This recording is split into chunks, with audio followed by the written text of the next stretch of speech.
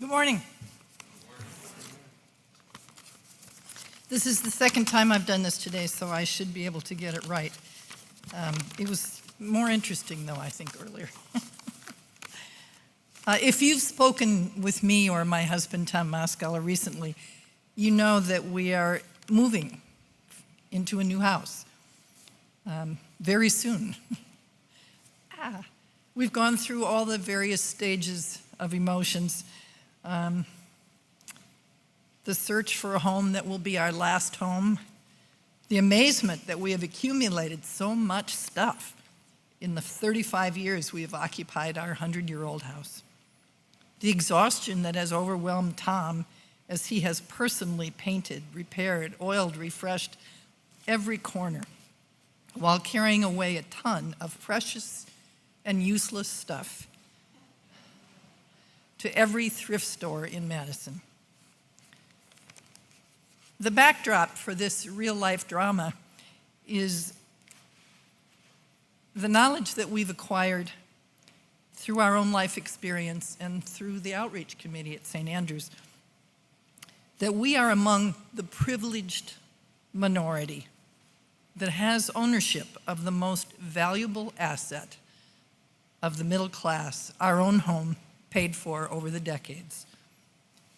Everyone is saying, you couldn't have a better time to sell a house. And then there are the new voices saying, you better not delay because interest rates are going up, there's a war, there's a recession. But anyway, it's exciting. But recent events in our community and our country have brought into focus the incredible inequities that exist in this city and this country, where Black and brown people experience such life events in a very different way. Recently, we received our neighborhood newsletter in Tacoma, the neighborhood at the end of Monroe Street. To my surprise, the normally pretty docile newsletter featured an article about the history of our neighborhood. It was created in 1915, and the 800 original homes in that neighborhood.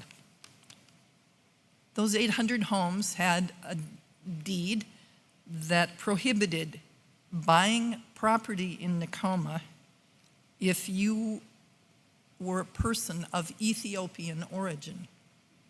Those are the words. Tom and I both had prior experience in other cities where he organized, I worked with groups where redlining occurred and where we supported the organizations that fought to make such behavior illegal. But when we moved to Tacoma, we never took the time or effort to learn about the racial history of this town or of our neighborhood. Our grandson, Malik, whom some of you remember from when he was just a baby, and who we raised until he was 11, I found him in our living room sobbing, expressing his sorrow about the sale of our house and our move. I don't think he'll ever get over being mad at us. Malik, as many of you know, is a mixed-race boy who today lives and participates in a neighborhood and a church that are predominantly African American. He is acutely aware that he is moving permanently out of this house and the neighborhood that all these years gave him privilege and status. I know that his father wants to buy a home for his two boys, but the economics are against him. I'm very glad that the Outreach Committee and the Vestry have undertaken an emerging mission to support organizations of Black and brown people that are working to address the inequity of limited home ownership for people of color in Madison and everywhere in Wisconsin.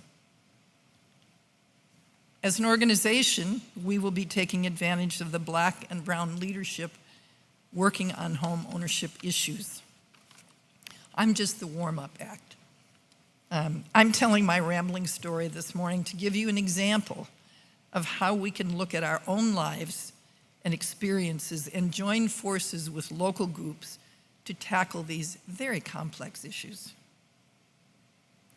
When we decided to sell our house, we interviewed several realtors. This is typical of my husband. He interviews everybody. We opted to contract with Alvarado Real Estate Group because this is a real estate firm that is firmly committed to a small program called Own It. Alvarado commits a percentage of its commissions to a fund that is available to prospective minority homebuyers who seek to own their own homes. Families that don't have the advantage of older generations that we had to teach them how to buy and maintain a home and use it to build wealth. Funds managed by Own It are available for down payments and other costs for families of modest means to purchase a home, to become buyers. All of these buyers must take a course provided by Own It to learn about personal finance. By selecting Alvarado as our realtor, we have committed to supporting this goal, and we have the opportunity, it's not required, but it's the opportunity to contribute funds to Own It. In the meantime, the Alvarado Group is working with other realtors to persuade them to contribute some of their funds to this effort. We have discovered just one key way that our family at this point in our life can contribute to closing the generational and racial wealth gap as we sell our old home and buy a newer, smaller, greener home for our final years. But we are committed to the mission of the Outreach Committee to seriously address the generational and wealth gap confronting members of our families, our neighbors, and Madison organizations like Roots, with whom we are forming alliances. I hope that the people of St. Andrews will join in this effort to tackle a historic problem in our city that resonates throughout our civic life. Thank you.